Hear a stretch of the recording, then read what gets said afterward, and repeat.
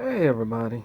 I know it's been a little while since I taught a lesson, but we're going to get back into it. Today we're going to learn about some shadow pictures. Now, shadow pictures have to do with events that are actually taking place, but they're also shadow pictures of things to come. And this is when Moses and his brother Aaron went to Pharaoh, and they did so just as Elohim commanded. Now, Elohim is a Hebrew word which means authority. And in the King James Version right here, as you can see, it says Lord. Well, Lord is not a Hebrew word. It's a British word that means a landowner. Anyway, the correct title there should be Elohim, or authority. Authority of the Hebrews. Now, Hebrew is not a race of people. Hebrew, the very first Hebrew was Father Abraham. And Abraham went out of the land where they worshiped pagan deities, pagan false gods. And he crossed the Jordan River. And when he crossed over the river, he became the first Hebrew. He went from serving the land of the false gods into serving the real God of the universe, Yahweh. Now, we know his name is Yahweh because it's written 3 times in the Dead Sea Scrolls. And you might hear some people translate it as Jehovah, but that would be under the new Hebrew alphabet. But in the ancient, it is Yahweh. And we got Moses and Aaron, and they're going up to Pharaoh, and they're trying to get all the Hebrews set free from being enslaved by Pharaoh. Now, I know you hear a lot that the Hebrews were slaves. They were enslaved. They got paid for working, but they only got paid enough to buy food and just the little things they need to survive on. They never got paid enough money to leave because the Egyptians got work out of them, and they knew they would never be able to leave as long as they only paid them so much money. But as you know, once Pharaoh did let them go, all the Egyptians threw them all their gold and all their silver, and that gave them more than enough money to leave. Now, when Israel left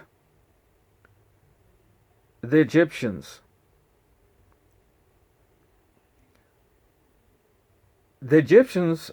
many of them saw all the wonders that the Hebrews' God did.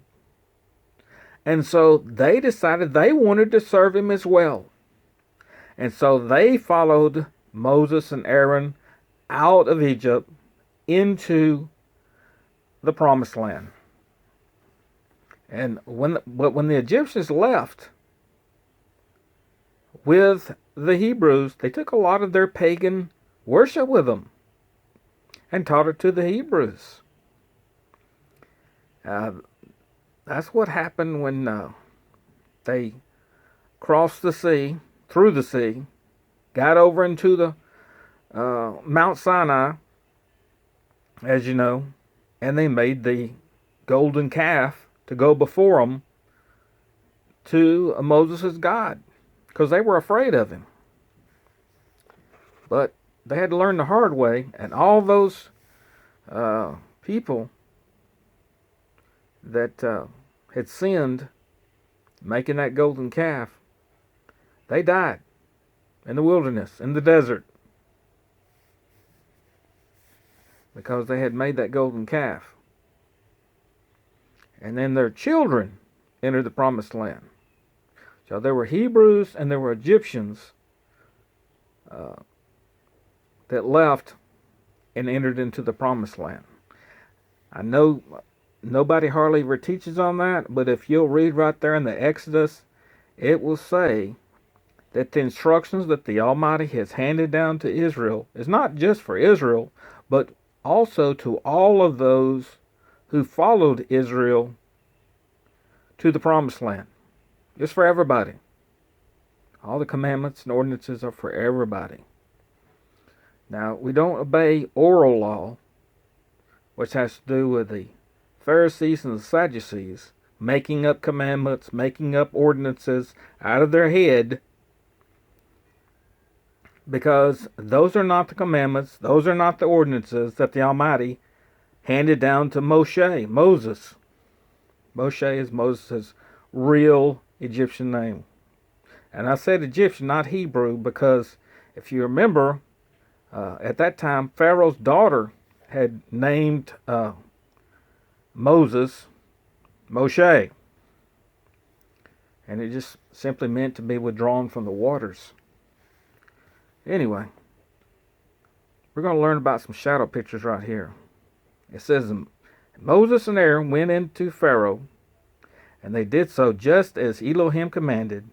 And Aaron cast down his rod before Pharaoh and before his servants, and it became a serpent. Now, this rod of Aaron's represented the torture device of Yehoshua, Jesus. It was a shadow picture of the torture device.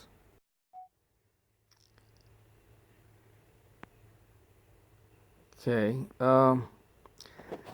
it says it became a serpent, but Pharaoh also called his wise men and the sorcerers, so the magicians of Egypt, they also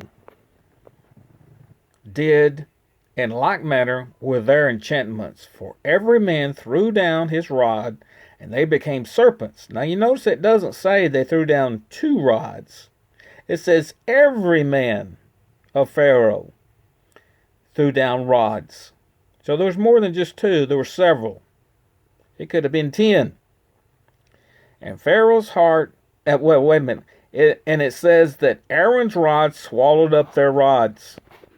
Or Aaron's rod that had turned into a serpent swallowed up their snakes. Now, all those snakes were shadow pictures. Shadow pictures that Yehoshua, Jesus, would conquer on the torture device when he was nailed to the tree. One rod represented sin, one death, one sickness and disease. And every time that Aaron's rod swallowed up those other snakes, it was a shadow picture of Yehoshua defeating sin, defeating death, defeating disease, and every plague there is known to man. Every sickness, every disease, he conquered them all. And when he rose from the dead, he conquered death. So just as Aaron's rod swallowed up the other rods, so did Yehoshua defeat death, sin, and disease on the tree. He defeated them all. So there's the shadow picture. That the serpent, or rod, torture device of Aaron, which was a shadow picture, swallowed up all the other serpents. And that is a shadow picture of Yehoshua, Jesus, coming to the earth and conquering sin, death, disease, swallowing them all up for us and taking our place. And Pharaoh here represents the devil. But we know in the end what happened to Pharaoh. He was swallowed up by the sea, and all of his soldiers. And it says they all drowned, and not even one was left, which is about 60,000 men. That's a lot. That's the lesson I'm going to teach for today on that shadow picture. And a lot of people don't know, but Moses had a stuttering problem. He stuttered. This is why every time there's any speaking done, it's Aaron that's doing all the talking. Moses or Moshe would talk to Aaron, his brother, and tell him what to do, and then he would repeat it to Pharaoh and do as the Almighty had commanded Moses to do. There's a few times where Moses speaks up, like when the sea was parted. He did say, "Stand still and see the salvation of the Almighty, Elohim." But most of the time it was Aaron doing all the talking because Moses had a stuttering problem. But that's the kind of people that the Almighty uses. The very least person that other people would think he would never use. Okay, I'll teach y'all another lesson tomorrow.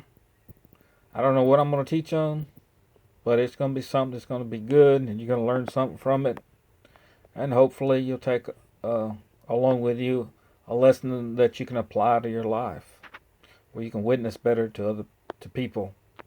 Just remember, you're the witnessing device. You are. People are looking on you.